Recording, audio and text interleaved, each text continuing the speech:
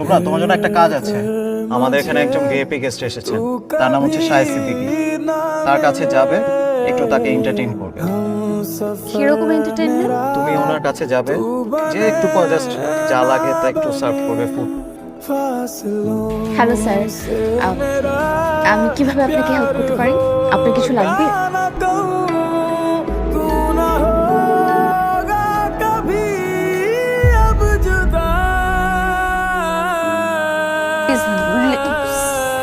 Sir কি করছেন আপনি? Please leave my hand. Sir